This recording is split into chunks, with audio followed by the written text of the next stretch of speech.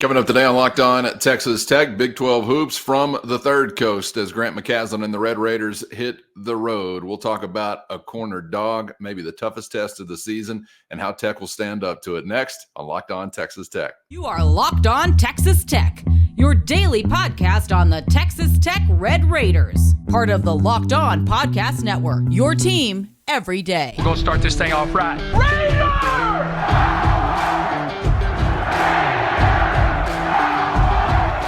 Everything runs through Lubbock.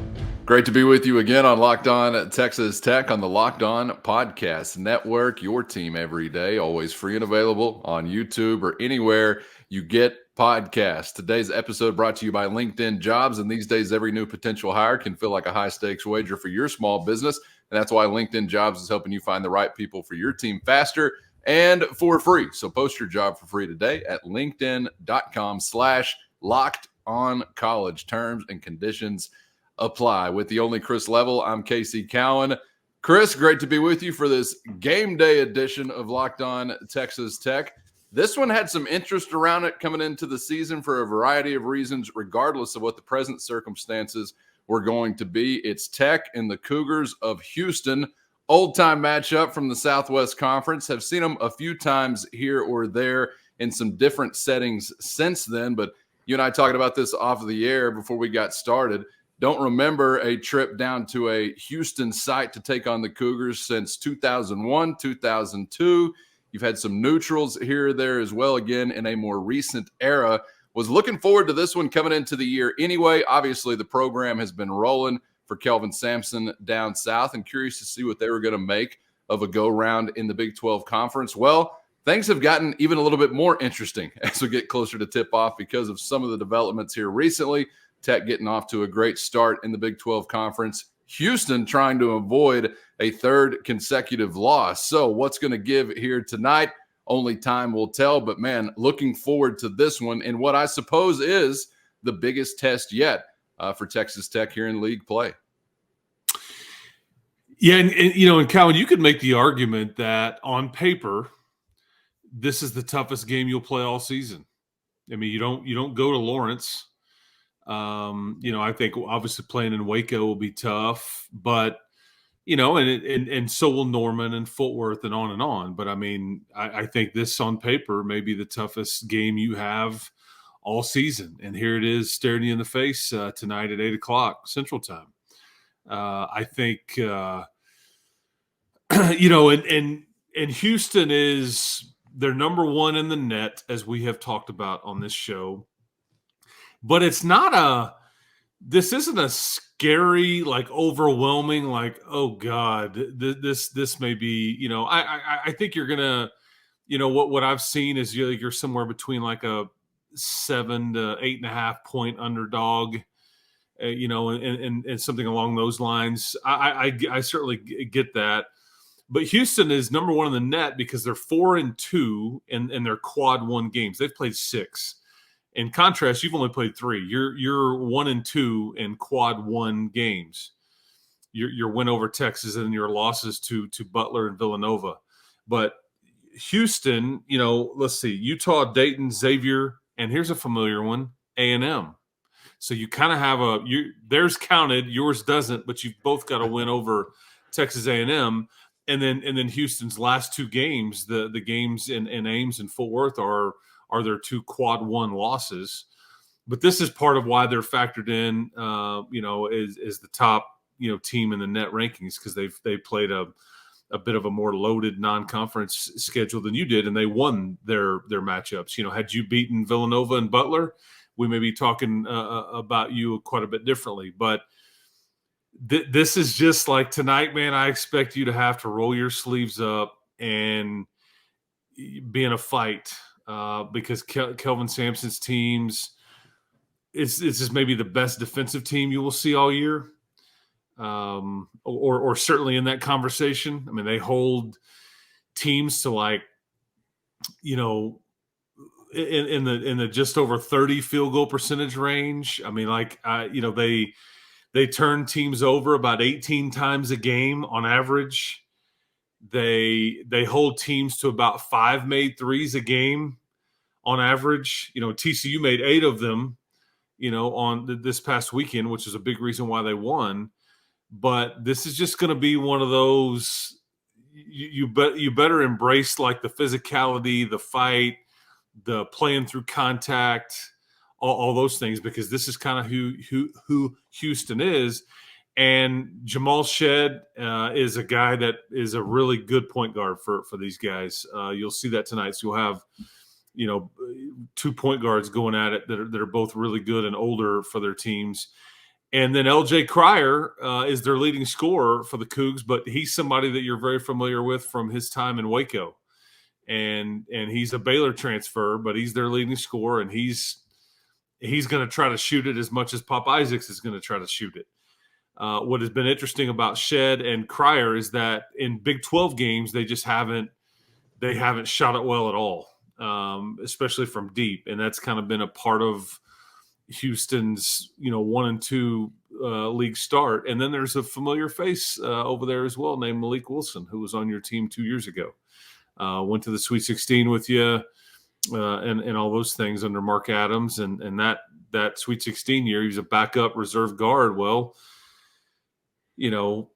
I think Mark and staff felt like he wasn't good enough to start or wasn't good. I don't know. And so they kind of, encouraged him to maybe go elsewhere prior to last season. And Kelvin Sampson was like, yeah, I'll take this freak athlete that's a really, really good defender. And he can play he's playing about 12, 13 minutes a game for those guys. And so you'll see him tonight. The averages, 2 or 3 points, a couple of rebounds, but play some reserve minutes off the bench at the guard spot. So going to be interesting tonight at the Fertitta Center for sure, a building that I have not been in before. We hope it's going to be interesting because as we get to the corner dog impact of this matchup in just a moment, it may be a bit of a shock to the system if it's not interesting, because certainly Houston is good enough to really separate themselves from a lot of teams in the country.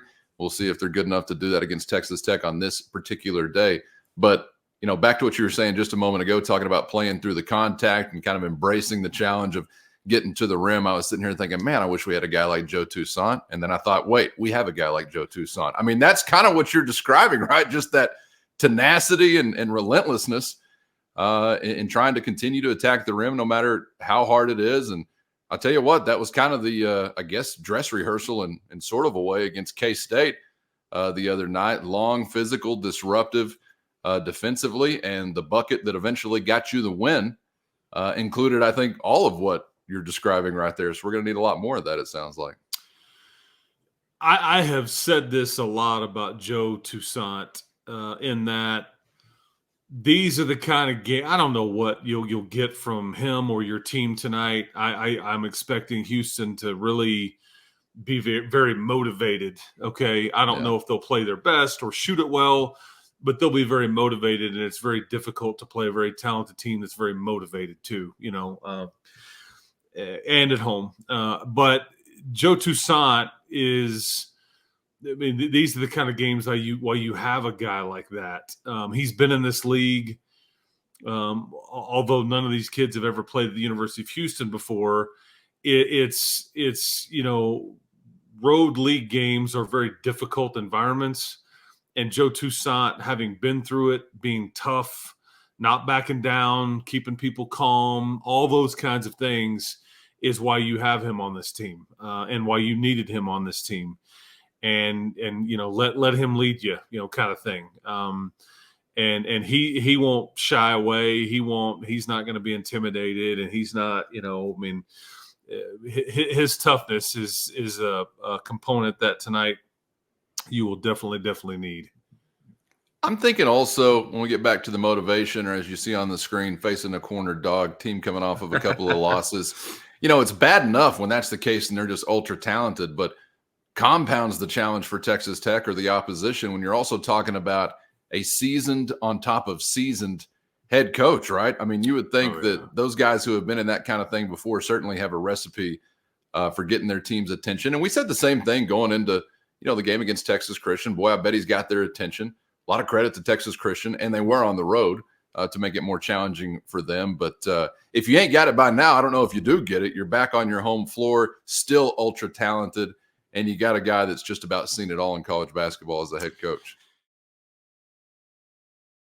First, today's episode brought to you by LinkedIn Jobs. And if you've got a small business looking to hire new employees, you're hoping for the biggest pool of top-tier candidates possible. And that's exactly why you got to check out LinkedIn Jobs. LinkedIn has all the tools to help find the right professionals for your team faster and for free, all on one easy-to-use and secure platform. And LinkedIn isn't just another job board. They've got a far-reaching network of more than 1 billion professionals, and hiring the best becomes easy when you have that many qualified candidates. So easy that 86% of small businesses get a qualified candidate within only 24 hours. With all the hats you wear as a business owner, the time or resources to hire quality candidates can be hard to come by, but LinkedIn carries the load for you with the quick, easy, and intuitive process. So post your job for free at linkedin.com/lockedoncollege. That's linkedin.com/lockedoncollege to post your job for free today with LinkedIn Jobs. Terms and conditions apply. I would think that most people are going to say that Bill Self is the best coach in the Big 12, but for my money, I mean, I may say Kelvin Sampson is, just because I think he's done more with less. They clearly have an identity. He doesn't have McDonald's All-American or first-round draft picks rolling through his program. They've used the portal some, but I mean, they will guard you for 40 minutes. It's they guard the perimeter. They try to, again, they turn you over, and again, it's a mindset. And I think there's a lot of mutual respect in this league for a guy like Kelvin Sampson and whoever was coaching against him. I know Grant McCasland would say the same, that he respects Kelvin Sampson quite a bit. But I mean, he's maybe, I don't know, a top 5 coach in the game right now. I mean, when Krzyzewski retired and Boeheim is out. I mean, there's some people that have kind of stepped away. I mean, with who's left, I mean, he's really good at what he does. But again, even that hasn't been able to overcome how good other teams are, especially in this conference. I think he'll have his guys ready, and that's what worries me is they guard the perimeter so well, and I think that's what. One of my things for tonight to watch is that you'll get some looks from three. I don't know how many clean looks you'll get, but when you do get them, you better take advantage, because you're not going to get many. And then how do you score otherwise when that is kind of, can you get to the rim and get to the foul line on the road? I mean, what's the alternate path to victory if they just basically say, man, hey, we want you to put it on the floor and drive it. We're not letting you shoot these perimeter shots. We know how well you shoot it. That's kind of the game within the game, is something you watch. But I mean, Houston does a phenomenal job defensively, and they play really hard, and they're going to be very physical. And I expect more. You kind of hope tonight that it's called very tight. I think that would benefit you if so, but I don't know if I would plan on that, because that's not the way it was Saturday. We'll get back to Kelvin Sampson coming up in just a moment, talking about life on the road in the Big 12 Conference, unkind to his team so far this year, but maybe some thoughts that could be applicable for Texas Tech now as they embark upon 3 of the next 4 away from the LBK, 4 of the next 6 overall away from United Supermarkets Arena. But before we leave the Cougars, yeah, man, trying to figure out what the identity of the team is necessarily when you're good at a lot of things. Do you remain to be good at a lot of things throughout the year? Is there something that slows down a little and you lean on this? Well, you would think, yeah, you're leaning defensively. Some of these opposition point totals are just eye-popping from earlier in the season. 31, 50, 48, 49, 66, 55, 44, 60, 39. The Rice Owls scored 39 points, and I believe this was in a 40-minute basketball game. They did play 2 halves, 39. I mean, it's just crazy. So you're talking about that defensive identity has been a sight to behold, and have continued mostly to defend in the Big 12 Conference, Chris. 57 they allow to Iowa State, 68 is what Texas Christian puts up to get the win over them last time. But I'm wondering, have we seen, some chink in the armor as far as the offense? You only score 53 in Ames. Not saying it's easy to do more, but when you're a top 5, top 3 kind of team, 53 there, they only score 67 against Texas Christian. If something has to give on one end of the floor or the other, have we seen anything to suggest that maybe the offense was a little overinflated as far as non-conference results, or is it more just, I guess, Cyclone or Horned Frog credit? Well, and I haven't watched all of these games. I've seen some of them, but it's not like I'm sitting here studying tape and shot breakdowns and all those things. I just know that Shed and Cryer have not been very good from deep in league games. I think one of them shooting 17%, the other one shooting below 30%. Those are the two guys that have, carry the bulk of the weight from the scoring standpoint, and those are your two better shooters, and they just haven't produced. And I think there's a direct correlation into you not, as we just saw with your own team this past weekend, when shots aren't falling. Again, what's the okay? What do we do now? All right, plan B, gentlemen. What are we doing? And so that's part of it. I don't think this isn't some. You don't have to like roll in here and play perfect tonight. I mean, let's not make too much of this. Houston definitely deserves a tremendous amount of respect for what they have done this year and what they've done really in recent years with deep NCAA tournament runs, with, Coach Sampson has really turned this thing around. And, but it's they're not going to necessarily overwhelm you unless, where Houston scores and where they hammer teams is on the glass, okay, because, some will tell you that their best offense is just getting the ball up on the rim and they send all 5 dudes to the rim. And it's kind of a mindset. Like you are, put on a helmet and let's go get it, gentlemen. That's, and then they turn, because how aggressive they are in defense, they turn teams over. Like, what did I tell you earlier? About 17 times on average per game.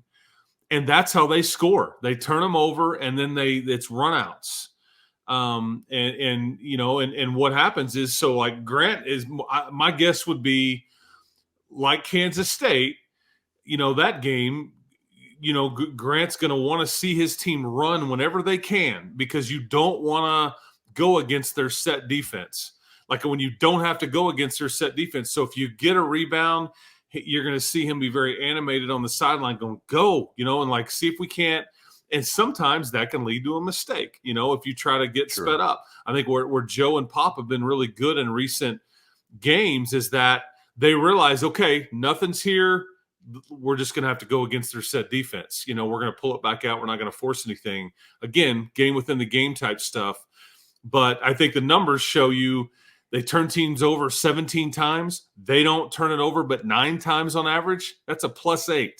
And then they outscore teams on the points off of turnovers category 20-6 on average. So that's kind of, if you want to start looking at stuff and you're watching the game and you're like, you look at points off of turnovers, you look at rebounds or offensive rebounds or second chance points, that's kind of where Houston really, really excels. That's their identity, and you can also look at your own field goal percentage or how many threes that you've made, because they really limit those too. So anyway, if you start looking at numbers and how they're built or what they really want to do and do well, that's kind of – so again, you can't turn it over. And then if you do, don't let them score on it, if you can help it. And then you just got to man up. You got to embrace this fight, this fist fight, what I expect it to be on the glass. Sounds a little bit like an unstoppable force, a movable object type of matchup, just in that turnover column, because of what Houston's done defensively, but how good and clean Texas Tech mostly has been this season, and certainly has turned into a bit more than just a flash in the pan, but more of a characteristic. And hell, I'm sorry, Rice. I don't know why I'm picking on the Owls. Texas State only freaking scored 37. That's like a little dribblers girls basketball number on a slow night. What are we doing? Shut the program down if you can't top 40. As for the home success or the road success, and this ties into Texas Tech. Obviously, this is tied into Houston. We're about to find out what the Red Raiders are made of on the road, although you did begin conference play in a hostile environment against the University of Texas with a big win on the road. But yeah, to start off the league experience for the Cougars, what was it? 34 points worth of margin over West Virginia, 89-55 the last time they were in Houston. And then to go the wrong way away from their home court. Back on it tonight, and was interested to hear some thoughts from Houston's head coach, Kelvin Sampson, on life on the road in the Big 12 Conference. Here's Coach Sampson. First, today's episode brought to you by FanDuel. And football is close to wrapping up, but there's still time to get in on the action with America's #1 sports book and the official sports book of Locked On. And right now, new customers get $150 in bonus bets guaranteed when you place only a $5 bet. That's $150 in bonus bets, win or lose. So many ways to spice up the action with FanDuel's safe, secure, and easy-to-use app. Are you really even parlaying if you're not visiting FanDuel's Parlay Hub?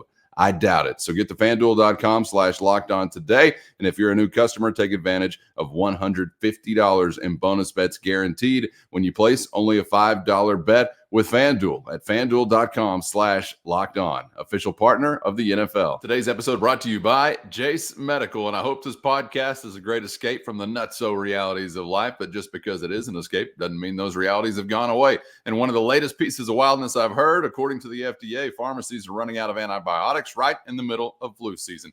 Can you imagine how helpless you'd feel if your spouse or kids were sick while a supply chain issue kept them from the medication they needed? You don't have to, because of the peace of mind you're going to get with Jase Medical and the Jase Case. The Jase Case is a pack of 5 different antibiotics that treat a long list of bacterial illnesses, including respiratory infections, sinus issues, dermatological infections, and many more. These things can affect anybody, so be one of those anybody's that goes to jasemedical.com right now to receive your 12-month supply of your daily medication. And remember to use our promo code LOCKEDON at checkout for a discount as well. At jasemedical.com, you're going to complete a physician assessment that'll then be reviewed by a board-certified physician, and your medications will be dispensed by a licensed pharmacy at a fraction of the regular cost. Never been more important to be prepared, so take the quick step to do so for your family and go to jasemedical.com and use our promo code LOCKEDON for $20 off your purchase. With Jase Medical, here's Coach Sampson. Life on the road, you get 9 of these chances, and we're up 1 on the road at Iowa State, tough place to play. 3 minutes ago, it's a tie score. 30 seconds ago. Today, we're up 5 or 6, up 3, up 2. Get the ball. Just some of it's just got to make the right play at the right time. Sometimes it's not overly complicated. He was asked about, in other parts of that post game in Fort Worth, he was asked about some of the officiating, and he just wasn't going to get into those conversations. But he wasn't going to engage there. They've been told. I think the coaches have been really discouraged from speaking about that. Officiating is very difficult at this level. It's far from perfect, but it's like when the buzzer sounds, like, what are you going to do? But to his point, they were in both of these games, and Fort Worth is not a tough place to play. It's not an intimidating place to play. There's maybe 6,000 or 7,000 people there. It may be foreign to you, but it's not a tough place to play. Ames, that can be an intimidating place to play. That's much like Lubbock, Texas's arena when it's full, and it is almost always full as Hilton Coliseum. But it just shows you how, the toughness of this night in and night out. And, I think Iowa State and TCU are 2 of those teams, much like Texas Tech, kind of trying to earn some respect and kind of trying to earn enough street cred to be talked about as a league title contender. But, yeah, so tonight – that's the frustrating thing about basketball at times, is that you could play great for 38 minutes. But how do you think Kansas State felt the other night? I mean, like they had a 20-0 run. They're up 8 with 3 minutes to go, and they just can't hit a bucket at the very end. And it's like, we largely outplayed these guys, and yet we don't have the result to show for it.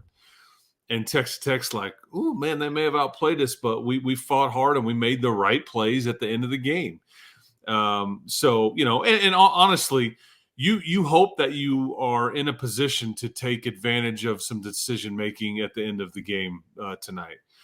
give yourself a chance. I think, as you've pointed out, Houston has made it so lopsided in some of their games. And again, you're different than some of the non-conference teams that they have played, but still they have run some teams off the floor again, because they turned it over and they let them get run outs. And then before you know it, and then they can't score on the other end. What is the recipe there? So, but yeah, don't expect many calls. If you only attempt 8 free throws tonight and Houston, attempts about 18 to 20, that's kind of how it was toward you this past weekend. That's kind of that's why I say, if you get some open looks, you better knock them down, because you may not get many, and you've got to take advantage of some opportunities when you are there. And when you do get to the free throw line, you got to take advantage there, especially the front end of one-on-one, stuff like that. But yeah, Coach Sampson's got a great perspective on what this league is. He knows, and he said it in that post game. This team's going to win plenty of games, but they've been in a couple of rough ones, and you try to steal them if you can on the road, and you try to hold serve at home, and that's kind of the recipe, which everybody knows. And so that's why I think you expect a very motivated Houston team tonight, because think about it, they can't drop to 1-3 and have these hopes of winning the league, and if you're Texas Tech, you have to understand that and withstand kind of the initial barrage that you may get tonight. I know you haven't been in this iteration of this building, or maybe in the building in general, formerly the Hofheinz Pavilion, but now since the renovation back in, I think, 17 or 18, around 7,100 listed capacity. I don't know how hostile that be. It is the city of syrup. So if they're on that lean, they may be snoozing by the final 20 or in cardiac arrest. I don't know which one. Hopefully just a quick nap. But curious to find out what the environment's going to be like, and maybe leaning on some of that veteran presence that we've already mentioned on today's show from a Tech perspective to get you through some of that hostility. I know not too long ago you mentioned some different guys, like this guy's going to be the most important Red Raider in this game, or Darian Williams was a mention once upon a time. He's going to be the most important Red Raider. We may have already mentioned the guy, if you had a choice on this show, that would fit that bill, but does anybody come to mind as far as one guy that has really got to make it go tonight for them to have a chance? Yeah, I mean, I'd have a hard time suggesting anybody other than Joe, and this is sold out tonight, I believe. I think they're selling some standing room only tickets. There's tickets on the secondary market that are going for like $600 or $700. Like, again, people selling them, trying to take advantage, but they're selling some standing room only stuff. Those may have been sold out already too, but they were as recently as a day ago. Hey, look, I mean, it's not like you're rolling into Fog Allen. This isn't Hilton Coliseum. Joe Toussaint's played in Lubbock, Texas a year ago whenever you were still in the mix, and I think it was pretty full that night, and he put up 22 off the bench. Yes, he did. Against the Red Raiders, about a year ago. So, this is not about the environment as much as it is the opponent. That's what, and their style, their physicality, some of the things that we've talked about, and their just their motivation. So you've got to match it. And, it's one of those things where Grant, I'm sure, will tell his team till he's blue in the face. But until you get out there and see it, you just, you're not real sure what you're going to get here. I'm going to throw one at you. I don't know if you can do it without some Chance McMillan impact, because we've talked so much about knocking some of these down from beyond the arc. Would love to have a Kerwin Walton mentioned as well, but I don't know. For some reason, I'm even leaning a little bit more towards McMillan as far as some of those sharpshooters and the ability to really give you a dynamic play. And you know what? Those kind of plays also steal a little momentum away from the crowd if there's some of that going on. But 600 or 700, good. It's so taxing always being everybody's Super Bowl. Give us a break for one night. Chris, enjoy the trip. Enjoy the call, my man. Bring us back something interesting. If not a win, would take a gutsy showing as well, because I tell you what, there's a lot to earn here either way. The only thing we don't want to see is those doors blown off, right? Because we think we've built up a little stock in what we're believing this team can be. And there ain't no shame in a loss here or there, but getting run out of a building, you're going to feel a little bit differently about. But the biggest test yet, man. Can't wait to see how they stand up to it. Yeah, and again, maybe the toughest test, and maybe one of the toughest tests you face, if not all season long. But it's a quick turnaround. So we'll talk to you tomorrow morning again, and appreciate everybody listening. And then you get ready for a fascinating opponent in BYU that is shot more threes than anybody in the country by far. They heave them up, and they believe in volume. Like 3 counts more than 2, right? Well, let's shoot a bunch of those. Let's shoot a bunch of the threes as long as we make some of them. And that's I can't, it'd be interesting to see what we get there. But that, regardless of what you get tonight, that is a monster game at home because, again, like for Houston tonight, you got to win your home games. So, But we'll talk to you tomorrow and kind of break it all down from the Fertitta Center tonight. So we'll see kind of what we get. They never heard of pips in Utah. Forget the spider dribble. It's all about chucking, baby, and then chucking again.